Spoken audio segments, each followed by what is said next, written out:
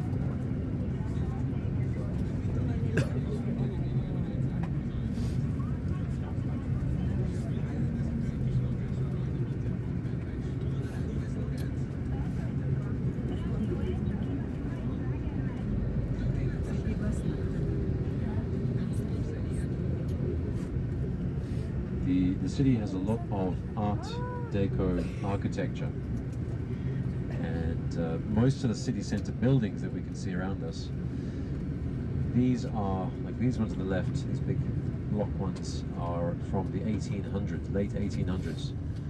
So we're now on the Pest side. So Buda is up where the castle sort of area is, all the hills. Pest here where we are is very flat. And our hotel is straight ahead. So it's on this major street, which is good. And yeah, in the center today, which is nice. Theatres, you can see a couple down to the left there, theatres, film studios, and such. We are also going to be not too far from the old 7th district. So in some parts of Budapest, they're famous for what they call the ruined bars. The 7th district is one area that's famous for this, the ruined bars. So after the 1800s and after the war, a lot of empty building space was left by these bars. So, sorry, was left in these buildings. So what they did is they built some weird, wonderful, really quirky kind of, yeah, they're called ruin bars because they're standing, they're not in ruins, but they are decorated with just very kitsch, mishmash of furniture, bicycles hanging from the ceiling. They're enormous kind of blocks, city blocks, warehouses almost. So the 7th district is known for some of these. And you get the chance to see a few of them. Lots of fantastic galleries. There we go. Usually if you see a statue of a man on horseback with a crown on it, that is Saint Stephen himself.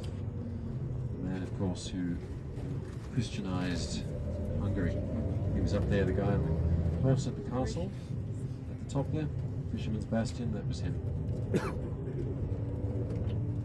And yeah, we don't, it's not included on the city tour, and that's why we do a little stop up there, because a lot of people ask about that. There's also further up,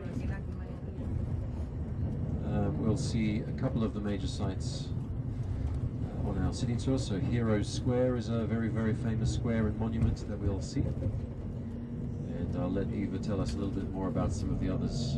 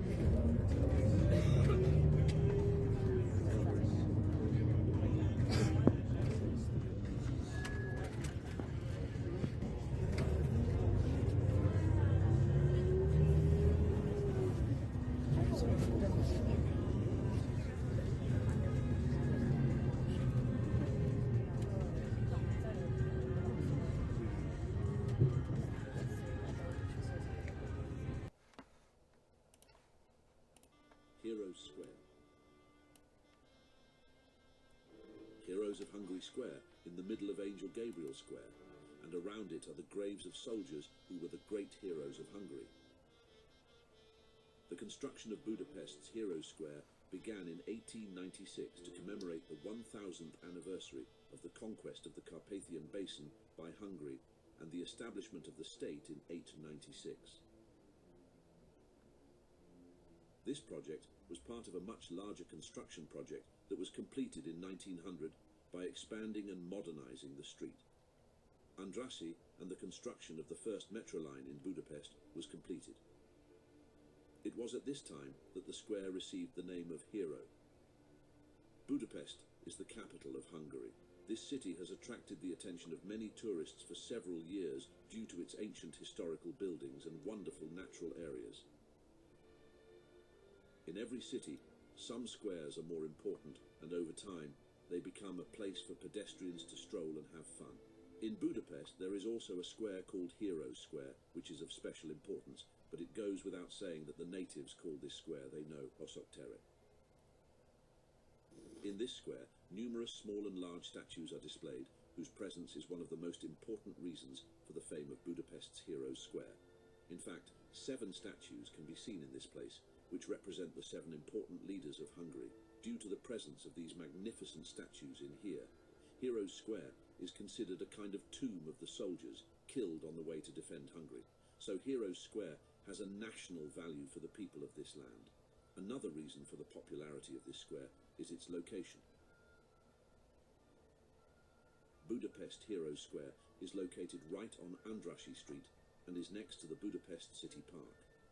The Heroes Square currently plays an important role. It has its own name, and underneath this road runs then the second oldest underground line of the entire continent. London had the first underground built, and just a few years later, under the ground here, we created the second one. So wherever you see these yellow railings, we have just slowed down next to a set of them. On the left and right side of the road, they appear. Those are the stops of the yellow underground line, the Millennium Line, because actually the plan was not to destroy the surface of the ground with any means of public transportation, but hide the public transportation under the ground level, and that is why they decided to build it, and it still is in use. So if anybody would like to travel with it, it is still one of the 4 color-coded lines of the city. Along the road, up till now, you could see single villas. Now you can see already apartment houses, blocks of flats, a little bit bigger blocks than villas had been before. So these are all living quarters of people. The majority of them already in a very good condition. However, there are still a few that needs to be renovated slowly. Well, if you look at the building on your left-hand side, that is the Academy of Fine Arts. Then comes a yellow brick building that was the home of Franz Liszt, the famous Hungarian composer, pianist. His rooms were just there where the balcony is. You can even see the chandelier behind the balcony inside. So those windows on that level that face the street, those were the rooms of Liszt. Today it is a museum. People can visit and see one of his pianos and some of his personal belongings. However, the entire block is part of the Hungarian Franz Liszt Music Academy today. And then in a second we will get to a light blue building, which is partially under renovation now. This light blue building is the House of Terrors Museum. This very building served the Hungarian Nazi Party at the end of World War II. This was their headquarters here. As soon as the war was over, the secret police of the communists took it over, and then it became the headquarters of the secret police of the communist regime. An awful lot of innocent people had been brought here during World War II and then during communism, who immediately after getting into the building were very badly tortured first, and then later on they were kept in the underground secret cellars, the prison cells, many of them even executed at the end. And here we are at Octagon. If you look down to your left, you may see a high tower in a distance for a second. That was a tower of the New York Cafe. So as you see, it's very close. Basically, we just had a big loop around a certain part of the city. And in the meanwhile, we have just reached the last stretch of the beautiful avenue, where there are even bigger buildings than in the previous two sections. And here we have the most expensive shops. So this is the high-end shopping area with the very expensive shops, with lovely restaurants and cafes. And among many other things, there is the famous Hungarian State Opera House situated. So we will take a look at it in a few seconds.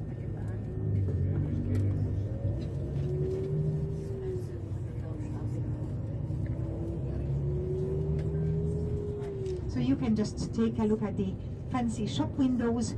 Of course, very elegant apartments inside in the buildings. Originally, these blocks were all properties of very rich people. During communism, of course, the houses and then even the apartments inside were confiscated from the owners or even from the tenants who lived in the fancy apartments, and new families were moved into each single room of each apartment. So after communism, the fancy big apartments started having very strange shapes with extra corridors, with tiny little bathrooms here and there, little kitchens here and there, because of course those stranger families did not quite like sharing the kitchen and sharing the bathroom that they were supposed to share. So they started arranging something for themselves separately from the others. And nowadays, very often when people can afford it, they buy a few of the apartments on the same level and they reopen them again, and they try to create the old shape, the old structure. And so here now we are just getting very close to the Opera House. Unfortunately, seemingly we will not be able to stop here because all the spaces for the buses are occupied. But if you look at your right, you can see this very beautiful building. So this is the State Opera House of Budapest. This building was also built for the millennial celebrations. If you look at your left, you can also see another beautiful building, but among the buses, and we are trying to go very, very slowly. So just here now, I hope everybody will have the chance to take a picture of the building. So this one was also erected for the millennial celebrations, was very, very lavishly decorated. And as the legends say, perhaps it's only an urban legend, but we Hungarians like telling it to every visitor. Franz Joseph gave us a lot of money for the construction, and then obviously he came for the opening ceremony. Franz Joseph was the Habsburg monarch, the King of Hungary as well. He had the very pretty wife Sisi, you may have heard of. You will definitely hear about both of them tomorrow in Vienna. So he came for the opening ceremony, and when he saw how beautiful the Hungarian Opera House was, he got very much disappointed, saying that these Hungarians again created something more beautiful than what his people were able to create in Vienna. And then he left after the first act of the opera, and he never ever again returned back to the opera. So only Sisi, only the pretty wife, came very often. However, Sisi was not allowed to sit in the royal box because only people could only sit there when the ruler was present, and that is even today the rule, that people can only sit in the so-called royal box, which is the best seat in the opera house. if the dignitaries of the country are present. Otherwise, that box is always kept empty. On balconies and all kinds of other decorations, sometimes even colors as well, and of course the fancy shops on both sides. If you look at the yellow sign on your right hand side now, reporting about one named Zsolnai, Zsolnay, that is the name of a very famous porcelain company of Hungary. Not the most famous one, I would say it's the second most famous one. However, they became very well known, not just for the porcelain ware that they produce and that one can see in a shop like this, but the tiles, the colorful shiny tiles that decorate many roofs of many public buildings. As you went up on the hill today and look down on the city, you may notice that the church next to the Fisherman's Bastion was decorated by beautiful, colorful tiles. Have you noticed that? Yes. No, then perhaps you will notice it later, because even among these houses there are here and there a few examples of that. And even Vienna, the main church, is decorated by the Zsolnay tiles. So they created all kinds of colors and all kinds of shapes of roof tiles that are of a very special material that can stand the extreme weather conditions. And of course they are very pretty, and the architects can always design various different patterns how to place these tiles on the roofs. So basically the roofs are decorated by these colorful patterns in those cases. And now that we get slowly to the end of this road, I just would like to say a very few words of religious issues, because that is a very important thing when you visit a... Can everybody see it? So this is one of the two 96-meter high buildings of the city. It is called St. Stephen's Basilica. At the end of our tour, we will drop you very close to this church, so you can wander around it and you can take pictures of it. I cannot promise that you can even visit it, because normally at 5 o'clock they close it for the visitors, so no one can go in anymore. They even have masses in the late afternoon, and then usually they have concerts in the evening hours, but definitely after 5 normally they do not allow visitors inside. But the church is beautiful. What you see now is just one side of the church. Inside here in this part is the sanctuary. The main entrance is just on the opposite side. We will see that as well very soon. The dome is 96 meters high. The walls are made out of limestone, beautifully cleaned and restored also recently. Very near here, in a second on your left, you will see a yellow building with a grey roof just now. That's the biggest Lutheran church in the city. And just a few blocks further to the left, there is the big synagogue, the great synagogue of the city, the Dohány Street Synagogue, which at the time of its construction in the end of the 19th century was the biggest synagogue of the whole world. And today it's the second largest one, however it's still a remarkable building. But now we have just reached the city center, the downtown area, where we do have a giant Ferris wheel that you will see in a few seconds. Now it is right behind the trees on your left hand side, but hopefully we will see a little bit of it as we move further down. So here is a giant Ferris wheel. A block behind it is the official shopping street of the city, a pedestrian street. And basically this is the area, this is the neighborhood that today houses most of the 5-star hotels, the banks, the offices, the ministries, the parliament house. But before the unification, this was the town of Pest, the little town that got united with Buda, the former capital city, in 1873. So now on your left is the Ferris wheel. You can see it quite clearly.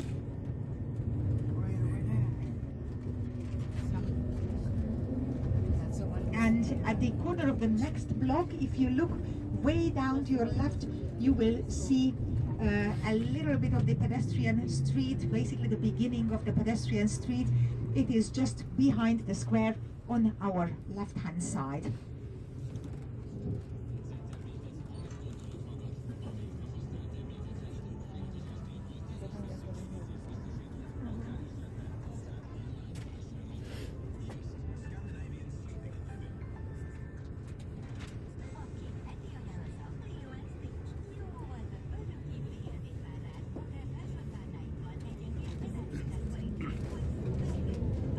So pedestrian street starts way down on the left where you could see a few trees.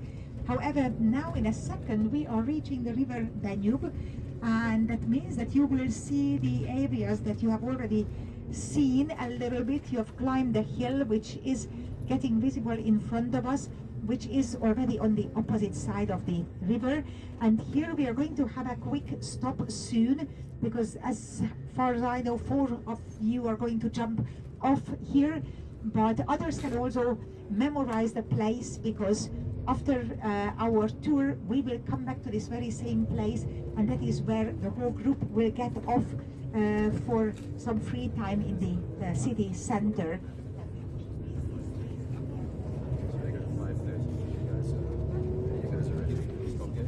Seasons. Hop out here. We're going to stay on. Just there, absolutely a cruise. So this is the famous Four Seasons Hotel on our right hand side, and as long as the 4 people are leaving us now, let me just tell you that this is very beautiful Art Nouveau building, perhaps the most beautiful Art Nouveau building of the city. Today it's a part of the Canadian hotel chain, the Four Seasons, but it is called Gresham Palace.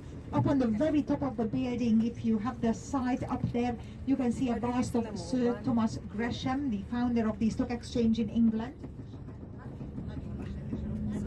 And this building was the headquarters of the English Gresham Insurance Company before World War II. And at the corner of this building, in a second, if you look way down into the street where all those people are standing, just look way down, what you see is the entrance of the St. Stephen's Basilica. Yeah. Okay, so this is where we are coming back soon. We just still would like to show you one more thing.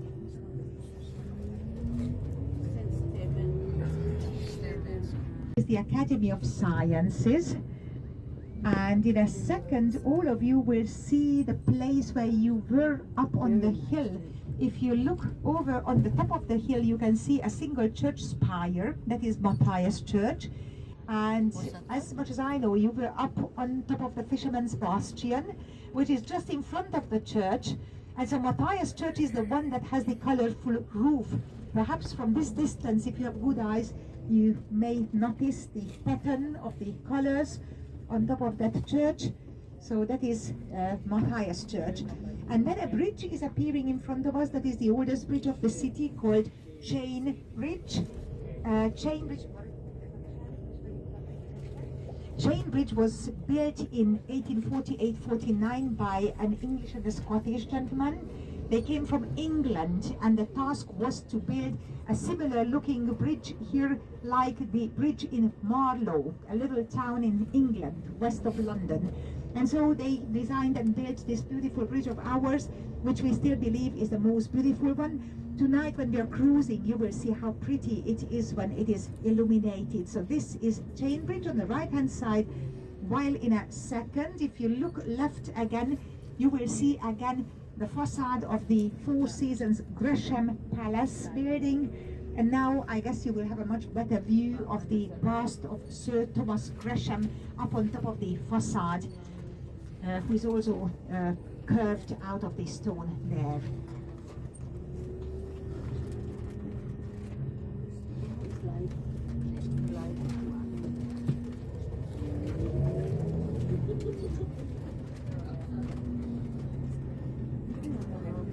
On the opposite side now, if you look, you can see a huge building covered by a dome on the top. That is the former royal palace. In this city, we did have a royal palace, obviously, because our country was a monarchy, basically until World War II. In between World War I and World War II, our country was a monarchy without a monarch, but still it was a monarchy. However, when we had monarchs, after the Turkish invasion, after the 17th century, those monarchs would live in this palace, at least for a certain period of time. So it was a fancy palace, which unfortunately, during World War II, got completely destroyed.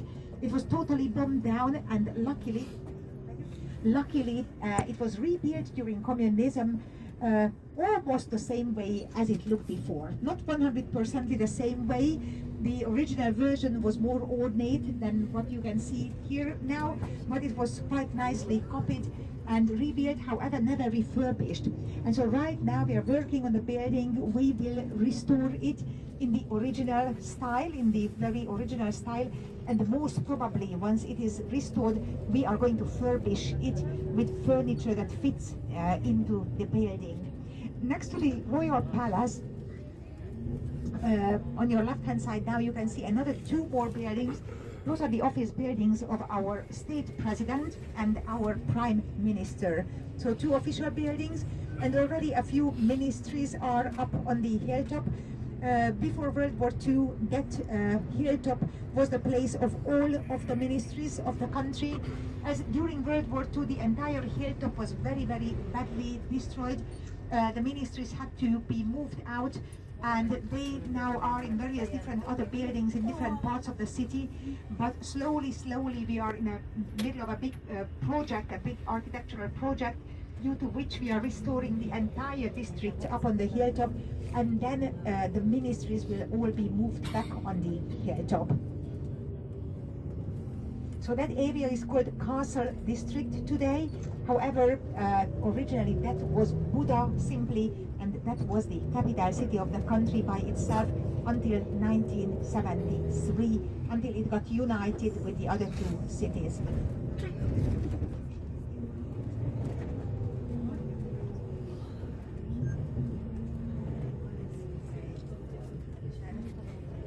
Yes, and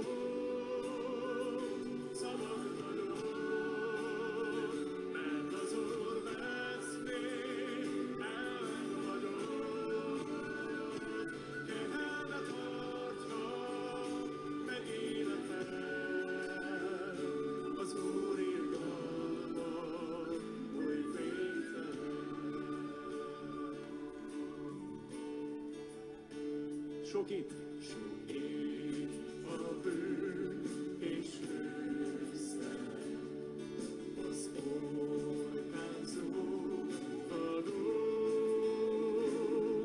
de minden vészben engedem, megvan, megvéd az láncom lehult, láncom lehult,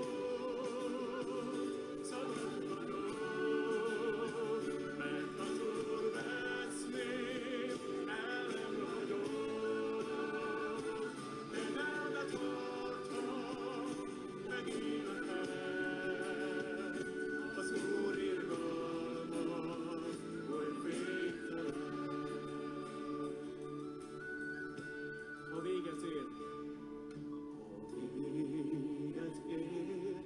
az életem, új otthont nyújt az ég, ott még szebb hangon szenkedem a bárányért.